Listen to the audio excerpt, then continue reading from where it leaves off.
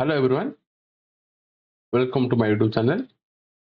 ପିଲାମାନେ ଆମେ କ୍ଲାସ୍ 10 ର ଯୋଉ ଜିଓମେଟ୍ରି ପ୍ରାକ୍ଟିସ୍ କରୁଥିଲେ ତାର ବୃତ୍ତର ପାର୍ଟ 2 ଟା ଆମେ ଡିସ୍କସନ କରିବା। ଫାର୍ଷ୍ଟ କ୍ୱେଶ୍ଚନ ମୁଭ୍ କରିବା। କହିଲା ABCD ବୃତ୍ତାନ୍ତ ଲିଖିତ ଚତୁର୍ଭୁଜରେ A ଦେଲା 70 ଡିଗ୍ରୀ, B ଦେଲା 120 ଡିଗ୍ରୀ, ହେଲେ କୋଣ C ଆଉ କୋଣ D ମଧ୍ୟରେ ଅନ୍ତର କେତେ? ତାମାନେ ଆମେ ଗୋଟେ ଚିତ୍ର କରିଦେବା, ବୁଝିପାରିବା ଏଟା ଭଲସେ। ଆପଣ ଦେଖ, ଗୋଟେ ମୁଁ ବୃତ୍ତାନ୍ତ ଚତୁର୍ଭୁଜ କରୁଛି, ଗୋଟେ ଦେଇଦେବା ABCD। এটা আমার ହେଇଗଲା ବୃତ୍ତାନ୍ତ ଚତୁର୍ଭୁଜ। ନା ଦେଇଦେବା A B C ଆଉ D। କହିଲା A ଦେଲା 70 ଡିଗ୍ରୀ, 70 ଡିଗ୍ରୀ, B ଦେଲା 120 ଡିଗ୍ରୀ, B ହେଲା ଆମର 120 ଡିଗ୍ରୀ। C ଆଉ D ର ଅନ୍ତର ବାହାର କରିବା। ପିଲାମାନେ ମୁଁ ଜାଣିଛ ଯେ ବୃତ୍ତାନ୍ତ ଲିଖିତ ଚତୁର୍ଭୁଜର ପରସ୍ପର ବିପରୀତ କୋଣ କ'ଣ ଥାନ୍ତି? ପରିପୂରକ ଥାନ୍ତି। ତାମାନେ ମିଶିକି 180 ହବ। A ଆଉ A କୋଣ ଆଉ C କୋଣ ମିଶି 180 ହବ।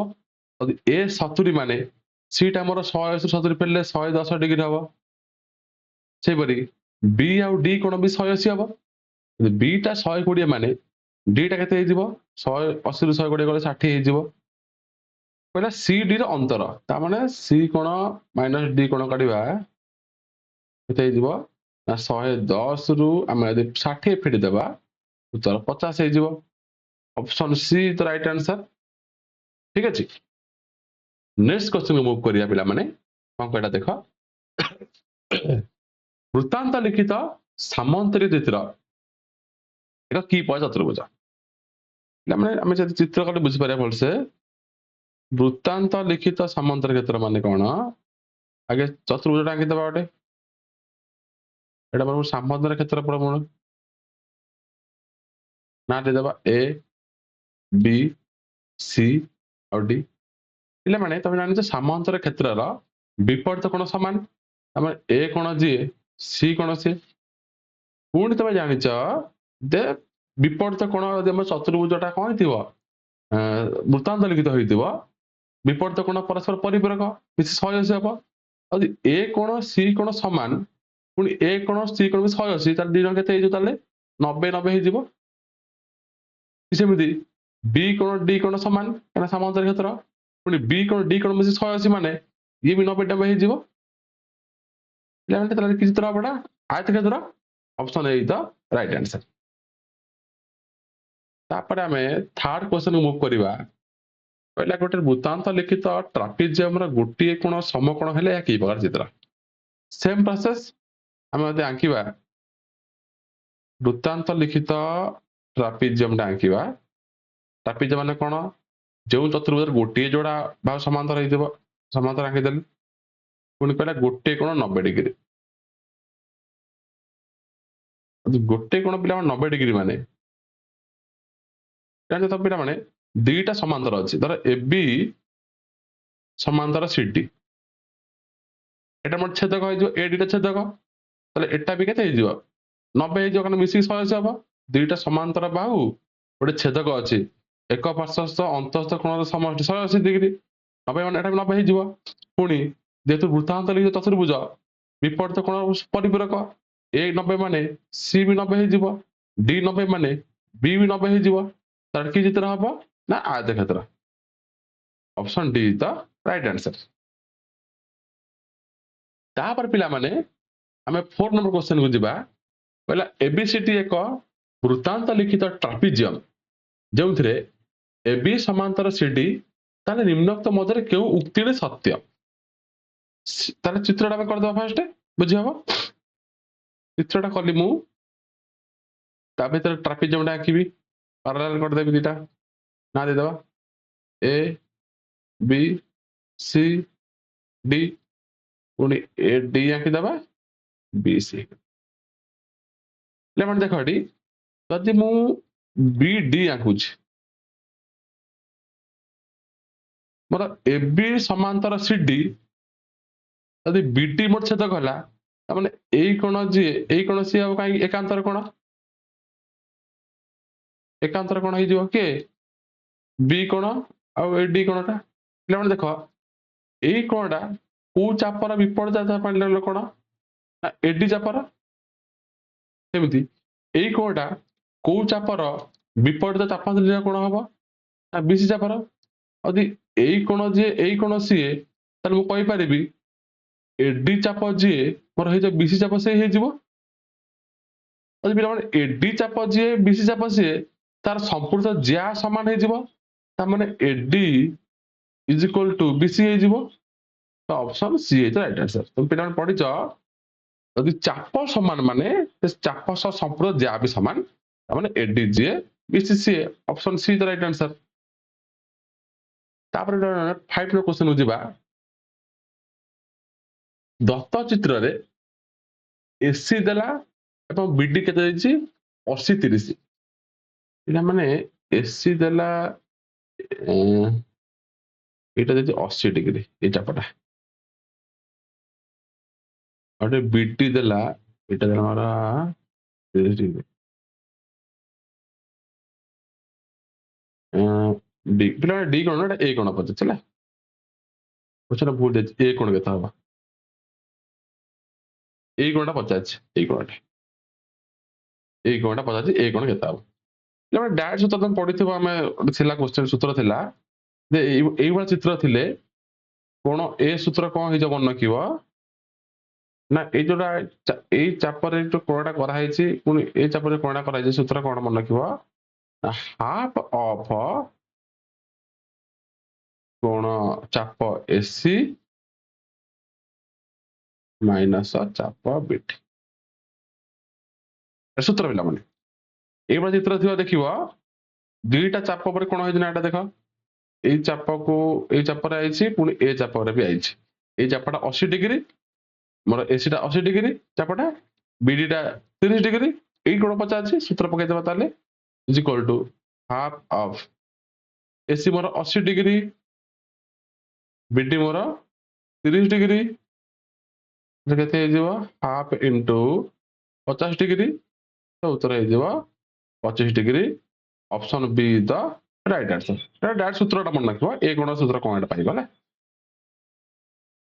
ତାପରେ ପିଲାମାନେ 6 ନମ୍ବର କ୍ୱେଶ୍ଚନ ମୁଭ୍ କରିବା ହେଲା ଏବିସି ର ପରିଭୂତର କେନ୍ଦ୍ର ଓ ତ୍ରିଭୁଜଟିର ବହିସ୍ଥକ ବିନ୍ଦୁ ଓ ବିଏସି 120 ଡିଗ୍ରୀ ହେଲେ ଓ ବିସି ପଚାରୁଛି। ଚିତ୍ର କଲେ ପିଲା ଜାଣିପାରିବା ଦେଖ ଚିତ୍ରଟି ମାପୁଛି ଏବିସି ପରିଭୂତ କରିବା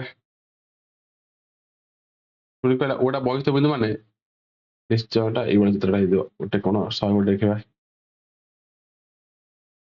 120 ଦେଖିବା ଏଇଟା 120 ହେଇଯିବ ମୋର କେନ୍ଦ୍ର ବିନ୍ଦୁ ଓ ଦେଇଛି ଓ ବିସି ପଚାରୁଛି ନା ଦେଇଦେବେ ପିଲାମାନେ ବିଏସି ଏଇଟା ଆମର ବି ଆମର ଏ ସି ବିଏସି 120 ଡିଗ୍ରୀ ଏଇଟା କରାହେଇଛି ଓ ବିସି ପଚାରୁଛି ଏଇଟା ପଚାରୁଛି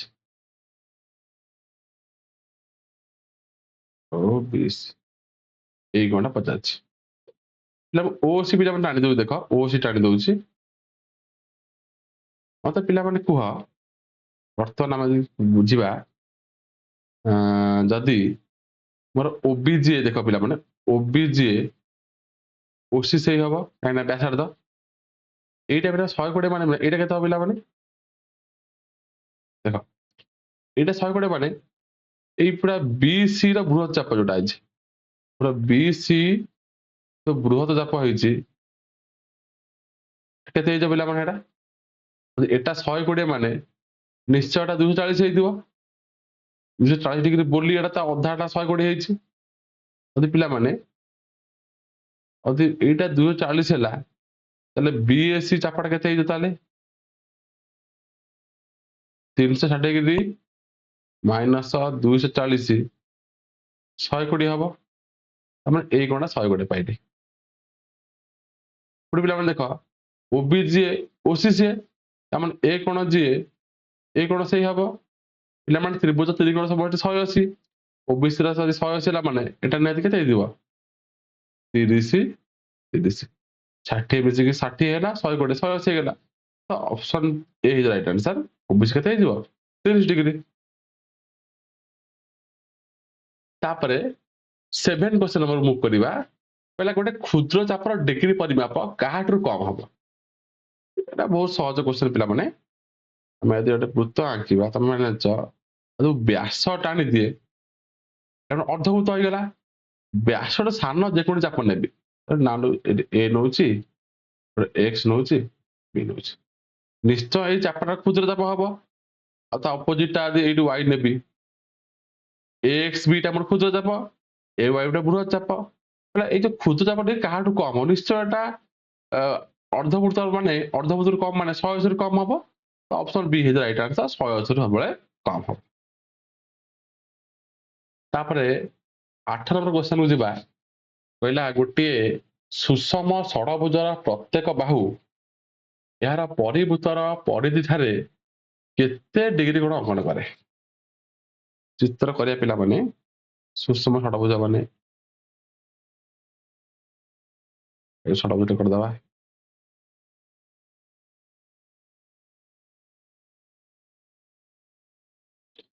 बुतटा कर दवा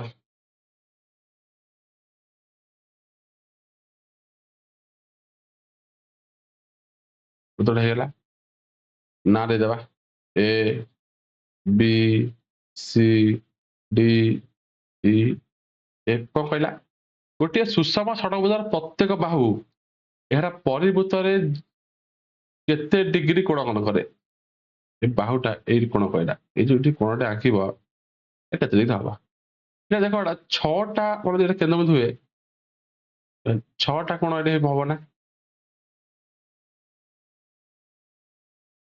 टोटल बुतर 360 डिग्री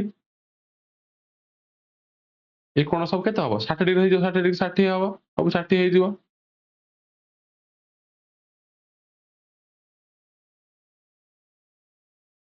कोण 60 हैला ए कोण केते हबो ले माने ए चापटा 60 डिग्री हबो माने ए बड़ चापटा केते हबो बृहत चापटा केते हबो ताले 360 रु हम 60 माइनस कर देबा 300 हबो कोडा मु तारा ए चापटा ए कोणटा काढिबी ए कोणटा मु काढे ना दे देखो तर जी दे दउछ तो बी जी ए दरकार कहला ए बी जी ए केते हबो यदि मोर ए ए बी जी टा मोर 60 डिग्री माने ए बड़ चापटा केते हे जिवो 300 डिग्री हबो तले बी जी ए केते हे जिवो ना 300 रो आधा हे जिवो कारण विपर्य ताप दिले कोन सबले हुए कोन तापर आधा हुए ताले 150 डिग्री हबो ऑप्शन सी हे जे मोर राइट आंसर तापर ला माने 9 क्वेश्चन नंबर मूव करबा कहला 17 सेंटीमीटर व्यासार्ध विशिष्ट एक वृत्तर ज्यार दैर्घ्य 30 सेंटीमीटर हेले वृत्तर केंद्र ठारू उक्त जार दूरता केते चित्र कर दे पिला मन चित्रटा वृत्तटा आंकी दबा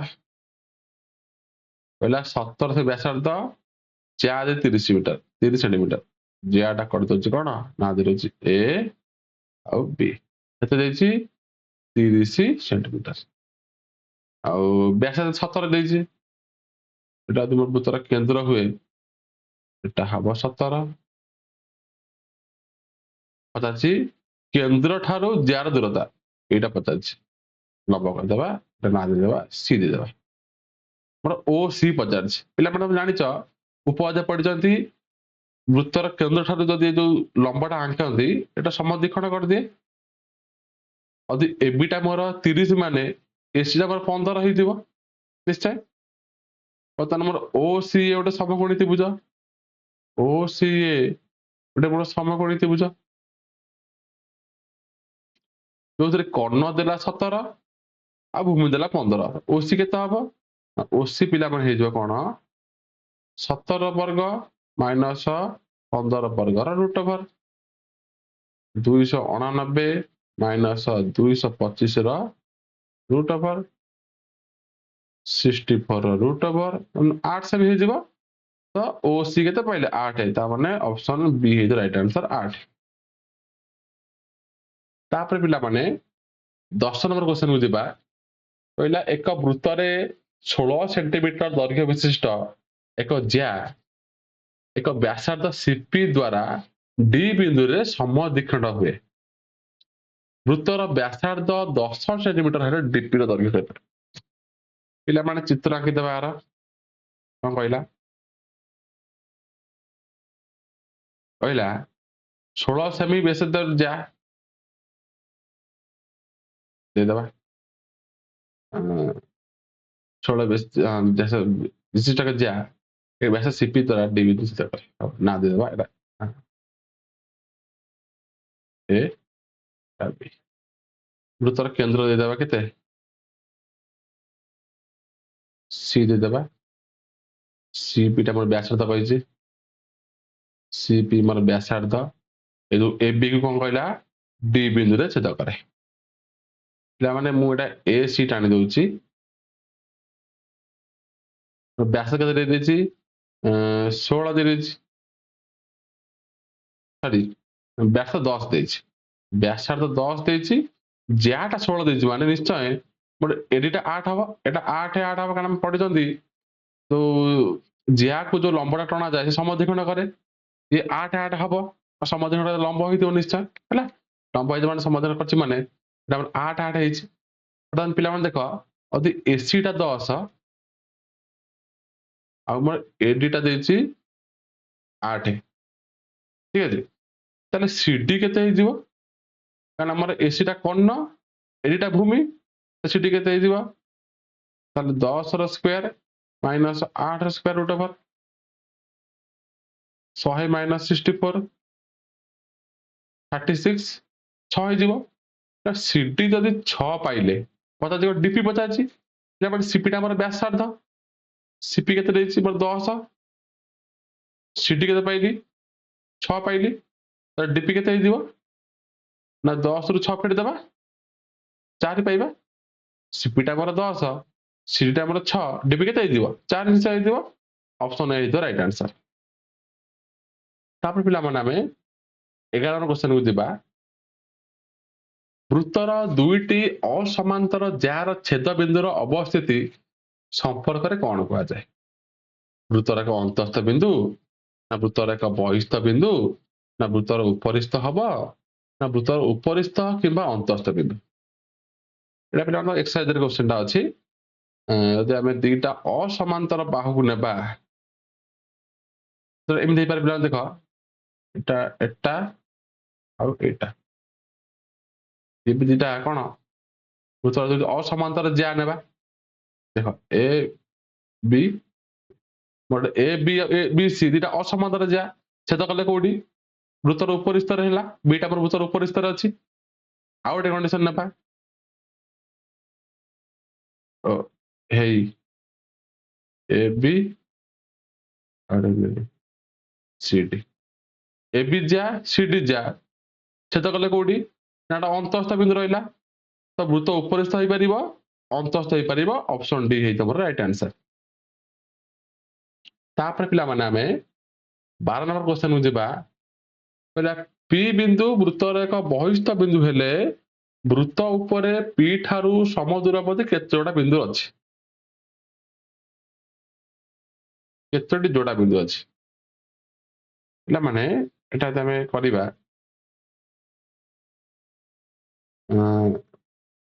ଚିତ୍ରଟା କରିଦେଉଛି ଦେଖ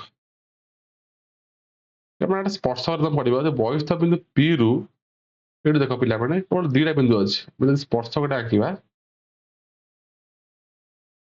ସ୍ପର୍ଶକ ପଟେ ଆଙ୍କିପାରିବାଟା এটা যদি এই ভিতরে টি রହୁଛି এটা যদি আর ଦଉଛି তাহলে পি টি বর্তমান জি হব পি আর ବି ସେଇ ହବ ତାମାନେ ଟି ଆଉ ଆର ବିନ୍ଦୁଟା ଆମର ଗୋଟେ ଯୋଡ଼ା ବିନ୍ଦୁ ଅଛନ୍ତି এই ଯୋଡ଼ା ବିନ୍ଦୁ ଆମର କଣ হবে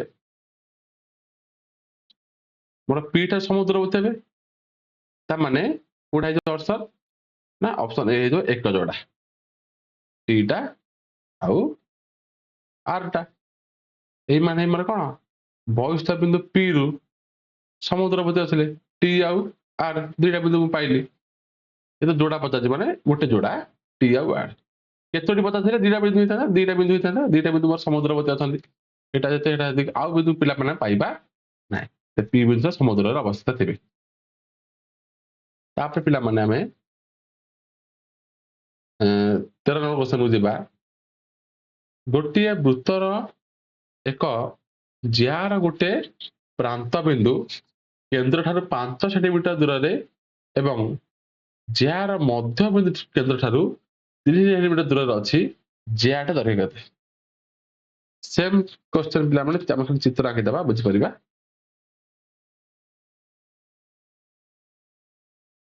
बुझटा आंकी दबा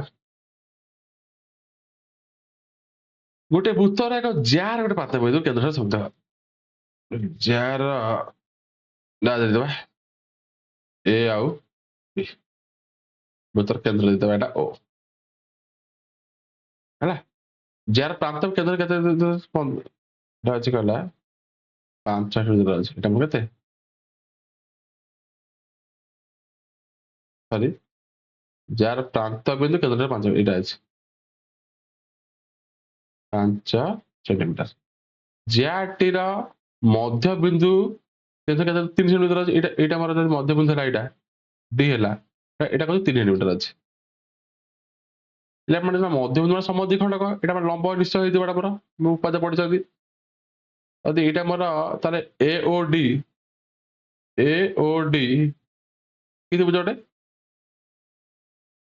सब कोठी बुझ यदि ए ओटा कर्ण 5 ओ डी टा बाहु 3 एडी केते हेइ दिबो ना एडी हेइ दिबो ए रो स्क्वायर माइनस ओ डी रो स्क्वायर रूट ओवर 5 रो स्क्वायर माइनस 3 रो स्क्वायर रूट ओवर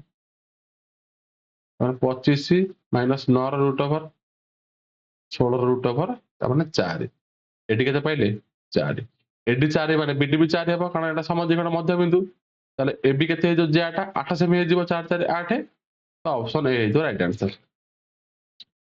तापर पिला नामे 14 नंबर क्वेश्चन को जिबा पहला वृत्तांत समांतर क्षेत्र कि चित्र एटा माने डायरेक्ट क्वेश्चन एटा তুমি জানছো वृत्तांत समांतर कोनटा गोटे आयत क्षेत्र ऑप्शन ए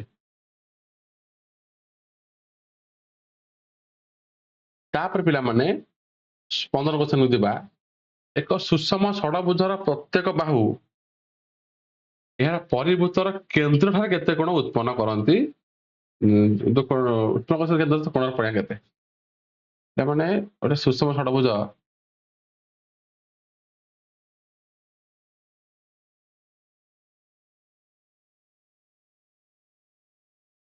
प्रत्येक बाहु यार परिभूतर केन्द्र ठारे उत्पन्न करुवा केन्द्रस्थ कोण केते हबो आगे कर दबा वृत्त राखि दबा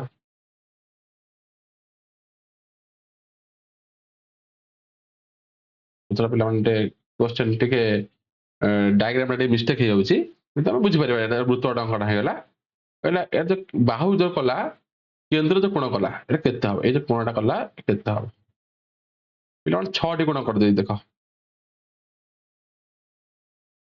सबु बाहु समान माने सबु चाप समान ए चाप जे ए चाप से ए चाप से ए चाप से ए चाप से चाप से थोड़ा चाप 360 डिग्री तर प्रत्येक चाप केते हे जिवो 360 डिग्री बाय 6 60 डिग्री तो से केंद्र स्थल केते हे जिवो केंद्र स्थल कोण 60 डिग्री हे जिवो option B is the right answer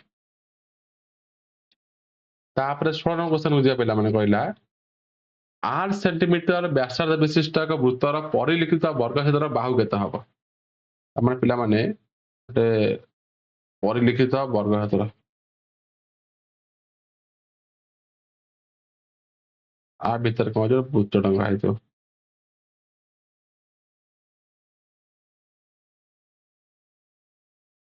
ना पहला ए जो व्यासार्ध केते 8 सेंटीमीटर देछला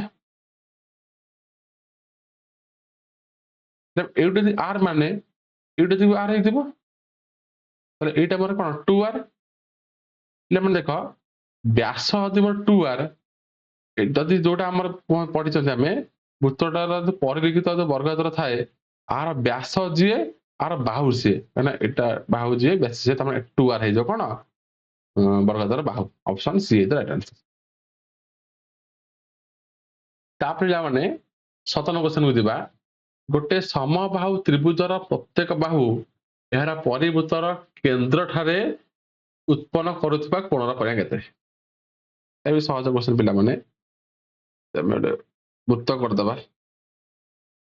ଗୋଟେ ସମବାହୁ ତ୍ରିଭୁଜ ତିନିଟା ବାହୁ ସମାନ, ତିନିଟା ବାହୁ ସମାନ ମାନେ ଏ ଚାପ କେତେ ହେଇଯିବ ସବୁ 120 ଡିଗ୍ରୀ ହେଇଯିବ, 120 ଡିଗ୍ରୀ 120 ଡିଗ୍ରୀ 120 ଡିଗ୍ରୀ 360 ଡିଗ୍ରୀ ଆମର କହିଲା ଏହାର ପରିବୃତ୍ତର କେନ୍ଦ୍ରଠାରୁ ଉତ୍ପନ୍ନ କରୁଥିବା କୋଣ କେତେ ହବ? ଏଇ ଯୋଉ କୋଣ କଲା ଏହାର ପ୍ରତ୍ୟେକ ବାହୁ ବାହୁ କୋଣ କରୁଛି ଏଇ କୋଣଟା କେତେ ହବ କହିଲି ପରା, ଏଟା 120 ହେଲା ମାନେ ଏଟା 120 ହେଇଥିବ 120 ଡିଗ୍ରୀ ହବ। ଅପସନ ସି ଦ ରାଇଟ୍ ଆନ୍ସର। ତାହେଲେ ତାପରେ ଆମେ 18 କ୍ୱେଶ୍ଚନକୁ ଯିବା।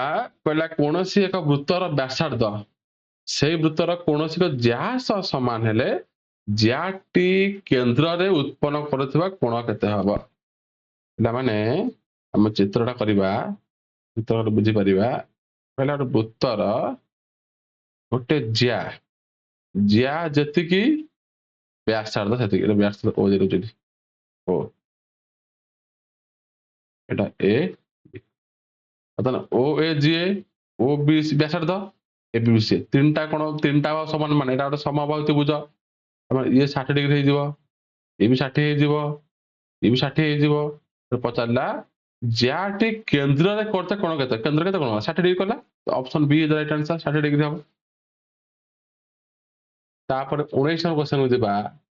କହିଲା ବୃତ୍ତର ଏକ ଜ୍ୟା ବୃତ୍ତର କେନ୍ଦ୍ର ଠାରେ 90 ଡିଗ୍ରୀ କୋଣ ଉତ୍ପନ୍ନ କରେ, ବ୍ୟାସାର୍ଦ୍ଧ ଓ ଜ୍ୟାର ଦୈର୍ଘ୍ୟର ଅନୁପାତ କେତେ ହବ? ସେମ୍ କ୍ୱେଶ୍ଚନ ପିଲାମାନେ କରିବା। ଗୋଟେ ବୃତ୍ତ ଆଙ୍କିଦେବା, ଗୋଟେ ଜ୍ୟା କହିଲା କଣ କେନ୍ଦ୍ର ଠାରେ 90 ଡିଗ୍ରୀ ଅଛି, ଆଙ୍କିଦେବା ଏଟା 90 ଡିଗ୍ରୀ ହବ, ଏଟା 90 ଡିଗ୍ରୀ ହେଲା। ଏ ଯୋଉ ଏ ବି ଜ୍ୟାଟା କେତେ 90 ଡିଗ୍ରୀ କଲା, ତାମାନେ ମତେ ପିଲା ଦେଖ ଯଦି ଓ ଏଟା ଆମର ଏ ବ୍ୟାସାର୍ଦ୍ଧ ଏ ବି ବ୍ୟାସାର୍ଦ୍ଧ ଅର୍ଥାৎ ଏବିଟା କେତେ ହେଇଯିବ ସମକୋଣୀ ସମଦ୍ୱିବାହୁ ତ୍ରିଭୁଜର କୋଣ ଭିତରେ କୋଣ ବାହୁ ଇଣ୍ଟୁ ରୁଟ୍ 2 ଏଟା ହେଇଯିବ ଏ ରୁଟ୍ 2 ହେଇଯିବ। क्वेश्चन कहला देखो व्यासार्ध आउ ज्यार अनुपात केते हबो? व्यास हमर ए नेछि, ज्या केते ए रूट 2 हैला, ए कटि जिवो तो 1 बाय रूट 2 माने 1 is to root 2, option A is the right answer. तापर पिला माने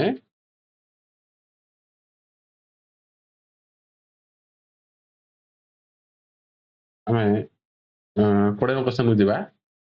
दत्त चित्र रे एबी और एसी दुईटी सर्वसम ज्या, माने मतलब एबी जे एसी होची सी, ओ होची भूतर केंद्र, ए ओ सी 112 देले बी एसी पचाछि, तामाने एटा होची ए ओ सी कछि केते 112, तो पछे बी ए सी एटा पचाछि। पिला माने यदि ए बी जे ए सी सी पुनी बी ओ जी ओ सी से हबो काई ना हमर व्यासार्ध, पुनी एटा हमर साधारण बाहु, तार कहि परिबी जे मोर ए ओ बी सर्वसम है जो का सहित ए ओ सी ना को कंडीशन ने बारे यदि तीनटा सर्वसम हो गला माने बर्तमान एटा मोर केते 112 माने एटा केते हेजो तला बेना माने और रहला केते 68 जो 34 हेजो 34 डिग्री एटा 34 डिग्री समद्विबाहु त्रिभुज 34 ହେଲା ମାନେ ये पिला मान से 34 हेजो 34 हेजो ठीक আছে, তার মানে যে বেস কেতে হেজো 34 degree plus 34 degree 68 degree, option B is the right answer. ठीक আছে, तापर पिला माने हम जिबा 21 नंबर क्वेश्चन लास्ट क्वेश्चन देखा पिला माने अछि पहिला गोटे वृत्त रे बीपीसी ର डिग्री मापा देई 30 डिग्री, ଗୋଟେ ବୃତ୍ତ ଆମେ ଆଙ୍କି ଦବା।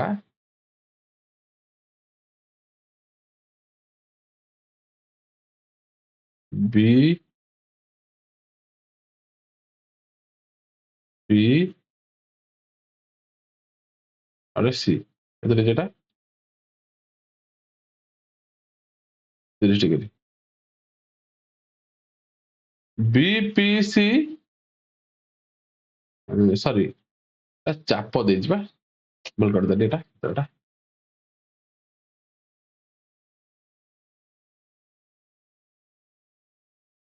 ଏ ବିପିସି ଚାପଟା କେତେ ଦେଇଛି 30 ডিগ্রি ଦେଇଛି ହେଲା ঠিক আছে ମୋର ଏ ବିପିସି ଚାପଟା ହଉଛି 30 ডিগ্রি ବିପିସି ବିପରୀତ ଚାପ ଉପରେ এই অপোজিট চাপটা ହେଲା ଏ ଏକ ବିନ୍ଦୁ ଅଛି ଏଇଟା ଏ ର ବିନ୍ଦୁ ଅଛି ଲେଖା ଏ ବି ସି ଚିତ୍ର କରିବା